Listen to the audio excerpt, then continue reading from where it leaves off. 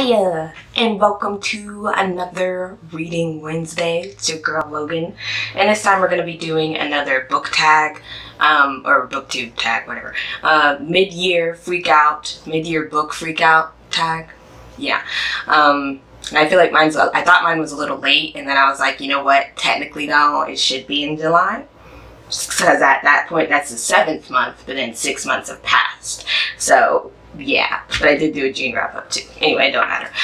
We're gonna do the mid-year freakout tag. A lot of questions, and then also like I'm still gonna do an illustration. And I just did my face and contorted in different expressions. I just drew that for you, so we're gonna watch that. Let's get into it. 13 questions. Here we go. So number 1, best book you've read so far this year. And this is still the best book I've read so far is Parable of the Sower by Octavia E. Butler. It's an oldie, right? It's an old one, but a good one. I just discovered it this year, so yeah. And then also the number 2, the best sequel you've read so far this year. Once again, I'm gonna say Parable of the Talents. That was also just like, I loved it. I love them both. I discovered Octavia E. Butler this year, and it's amazing.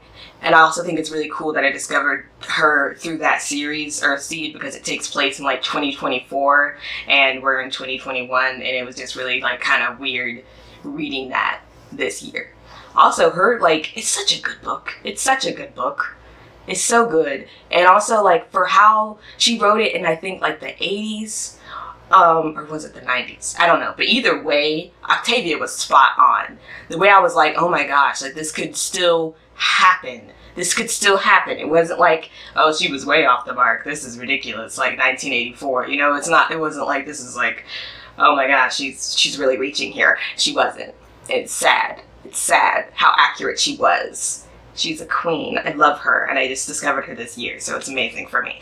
And I'm also just mad that I never heard about her in like school or anything. No one ever told me about Octavia E. Butler. I had to figure it out on my own. Okay. And I still haven't. I also read Kindred, the graphic novel, this year, but I didn't read Kindred, and I tried, but I think she got better actually. Like, because Parable of the Sower or the Earthseed series, what it's called together, those 2 books. I think those are like. That was her 2nd novel, and I think she got better. So, like, low-key, I don't know if I can read in Kindred. I might, maybe another year. But anyway, so question number 3. A new release you haven't read yet but want to is Some Other Now by Sarah Everett.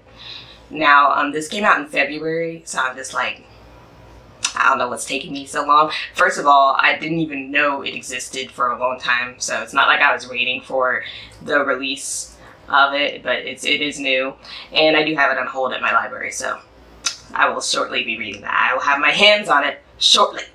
And number 4, most anticipated release for the second half of the year, that would be The Fastest Way to Fall by Denise Williams. I did read her first book, what was it, How to Fail at Flirting, and it was okay. It was okay. I didn't dislike it, but I didn't love it either. But I think that fastest way to fall is with like a personal trainer and like his client, and I think that's kind of cute. I just really love that dynamic. That is very meet cute, like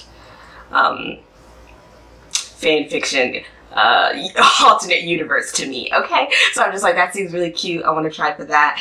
Hopefully that one will be good, and I think that comes out in like September, which will be here before we know it, and it's disturbing. But anyway, biggest disappointment, number 5, biggest disappointment, was The Ones We're Meant to Find by Joan.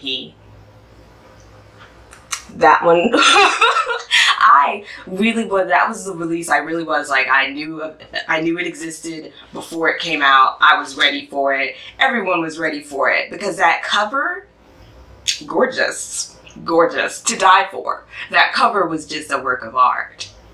The cover walked right out of the Met, okay? So everyone was looking forward to that one, and I really didn't like it.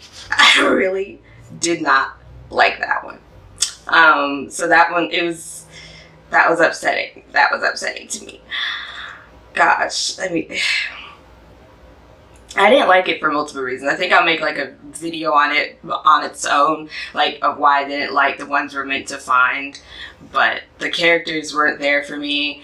The plot was, it was good. It was good. It was like the plot twist was so effective that it's like you got a book you picked up a book and it just didn't turn out the way you were expecting. Okay, like it was not me just defining what a plot twist is, but legit,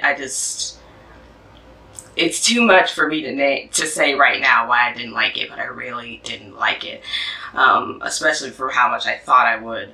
So, yeah. Anyway, so the biggest surprise, I would say, was Penance by Kanae Minato. I don't know, look at me saying that name with the most confidence. I don't know if that's the right, I don't know. I'm sorry. But the biggest surprise was Penance by Kanae Minato, mostly because I didn't even plan on really reading it. And then when I picked it up, it was just much darker than I expected. And it was like such a breath of fresh air. I say it's dark. Wow. I feel like I could have fallen just then. I tried to like scoop my chair and I like almost did a quick flip with it. That was weird. Anyway, I feel like with Penance, yeah, so I read like a lot of thrillers so far this year, more than I usually do.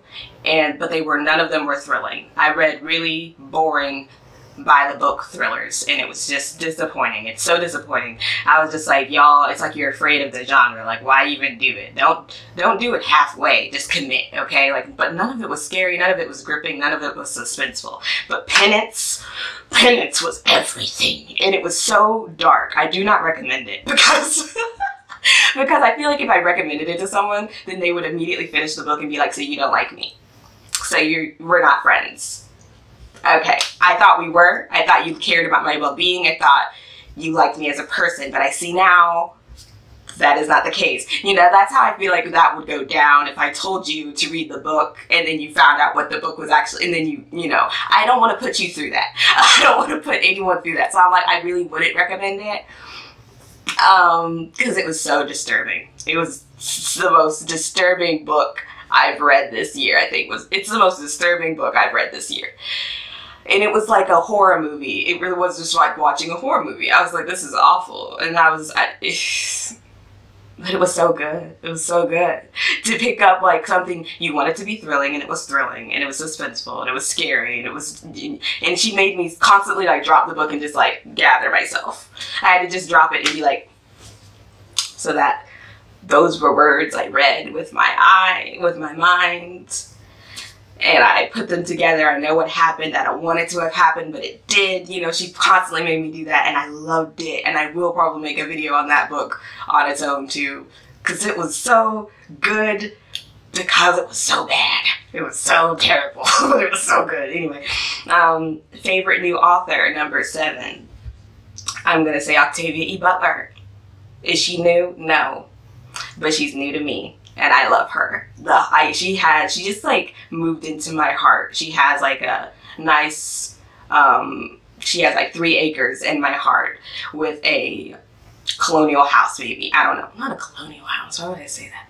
Well, I don't know what house Octavia E. Butler would live in. Whatever she wants. But she's in my heart. And it really hurts me. It doesn't hurt, but it just saddens me that she died so young. And I'm like, she did so much in her time. But she died so young, and I hate that. I hate that so much. But I love her, and I only read like Parable of the Sower and the Talents, but like it was so freaking good for me that I don't need any other reason. I don't need any other book to love her. I will read more of her, but like I don't need it, you know? I'm gonna do it because I love her, but I don't need to prove my love, okay? But I do love her. Gosh. Oh, you know, like that question, it's like, oh, if you could have a dinner with any figure in history, like who would it be? I would choose Octavia. I would choose her. And we would split like some mac and cheese, and it would be delicious and lovely and oh. Anyway, question number 8, newest fictional crush. My heart is an ice palace. My heart is not, well, I just said that Octavia Butler moved into my heart, but I didn't have any fictional crushes, okay? I mean, the closest that came was like Carter Bennett from Excuse Me While I Ugly Cry, but even then, no. Because Carter and me would not last. I don't like Carter. Carter was, He was the closest. He was the closest to breaking this, you know? But nah. I didn't have any really fictional crushes this year. I had like children I adopted, but I had no one that I was like, let us live together forever in a real life place, you know? My perpetual fictional crush is Deku. I love Deku very much. He's my baby. But even then I'm like, that's not a crush. See, I'm like, that's my baby. Like he's like my child. So I don't know. Anyway, number 9, newest favorite character. I know you're getting tired of it, but Lauren Olamina from Parable of the Sower. From Earthseed series, Lauren Olamina. She's like, look, she really is my favorite character because she's so freaking smart. She was so smart. And I love, the reason I like loved her so much was she thought before she spoke. And that is something that is like criminally underrepresented and underappreciated in our society. You know, we have a lot of people like who just say what they think, you know, but they don't, have you thought it over though? Have you thought it over? Maybe not. Maybe don't speak that out loud yet, you know? Just let it marinate. Let it sit. And then say what you want. I just feel like that's our society misses that. We miss people who really think before they speak. And Lauren Olamina was one of those, and I just loved her for that. She was so smart. She would calm herself down before saying anything. She was like, if I'm too angry, I'm not going to talk because I'm not going to say it right. Let me regroup. And then she would say something, and I'm like, that is so becoming. That is amazing. Anyway. Number 10, book that made you cry. No Heaven for Good Boys by Keisha Bush. That made me tear up many a time. I honestly was like, am I going to be able to get through this? Am I going to be able to get through this? It was terrible. It was good, but it was awful at the same time. Because it was with children, okay? And they were like, it takes place in Sinhalese, and they become Talibe, and their parents send them there thinking they're going to be like students of a teacher learning about the Torah, but instead they're like out on the streets begging for money. And so many terrible things happen to these children. Keisha was so ruthless. I was like, Keisha, why? Keisha. She was like, every single bad thing that could happen to these children is going to happen to these children. Yeah, and you're going to read about it. And I was like, Keisha, don't let me find you, okay? In a street. Don't let me find you. Because I will have words. Maybe I may throw hands for what you did to those children. And the ambiguous ending. And the ambiguous... That made me so mad. After all this, I can't get a happy ever after. After all this struggle, I was crying. I did cry. I cried several times. I had to put the book down. I teared up and was trying to fight it. I was like, you're not going to get this from me. But Keisha was like, yes, I am. Yes, I am going to get it from you. You're going to cry. You're going to cry so much. It's going to fill my bathtub. And I'm going to take a bath in your tears. And I was like, okay, that's cool. Cool. Love it. You know? Anyway, but yeah, that book did make me cry like a baby. But it had children in it. It was children, so you can't judge me. It would be messed up if I didn't cry because it had children in it, okay? It was children. Anyway, so number 11, book that made you happy. The way that I struggled to answer this question might make me reevaluate what books I'm reading, but it's just what interests me at the time, okay? I'm like, why don't I read happy books? Because I was looking through, I've read like 41 books this year so far, and I was like, none of these were like really happy books. But Sticking to Emma Daniels by L. Watson. Is it L? No, it's L. Weston. L. Weston's Sticking to Emma Daniels. And I read that one pretty early. That was like a little ebook, and no one has read it, it seems. But it was really cute. It was really cute. That one did make me happy. She gave me the happily ever after I deserved. So, and there was a lot of flirting and cutesy, you know, like, I love you, I want you, and I want you, but I don't want you to think I want you because I'm not sure if you want me. It was like, it was cute, it was cute. And 12, most beautiful book you bought this year. Your girl don't buy books. Your girl don't buy books. I don't buy books. And the few times I have, outside of school, like, you know, what's it called? Book fairs? Yeah, outside of book fairs, I regret it. I regret buying books. Because for me, in my head, I just can't, like, make it make sense that I don't reread books. And if I don't reread books, then I'm like, there's no point in you having them then, you know, because they just sit there looking pretty. And that's just, I don't buy things to sit and look pretty, you know? So I'm not at that stage in my life yet, so I really don't buy books. What I do, but I was like, I'm gonna answer this question anyway, and turn it into the most beautiful illustration I've made this year, because I draw every video, and that one would, you can guess what it would be for. It's for the Earthseed series, okay? Parable of the Sower and Parable of the Talents. I'm not gonna lie, your girl kind of popped off. She kind of popped off on that. And it was like the first illustration I did in like a really short time.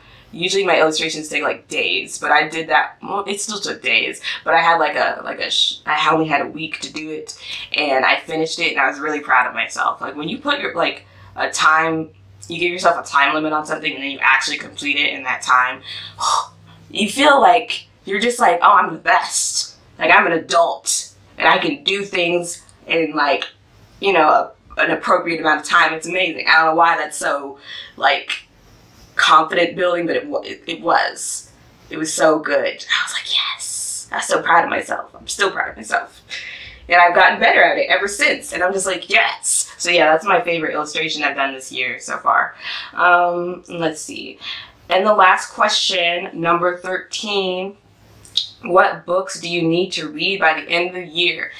And this is like another, like, this don't really apply to me, I feel, because even though I have a to-read shelf, I don't hold myself to that. It's not like a list, you know? To me, it's just things I'm interested in, you know? I'll get through it when I get through it. It's very random what I choose to read off my to-read shelf. So I really don't have any books and I'm like, oh, you gotta read this by the end of the year. But at the same time, one book I am dying to read is Convenience Store Woman. And I can't remember who writes that. Excuse me. I'm not gonna like just Convenience Store Woman by Sayaka Murata. I really want to read that book, but my library does not have it, and I don't have Audible or anything. But anyway, that's the book I kind of really want to read. So let's say that's the one book I want to read by the end of the year. But if I'm still reading come December, actively, because I kind of go in slumps. I go through like, not slumps, but like waves through everything in my life. Drawing, writing, reading.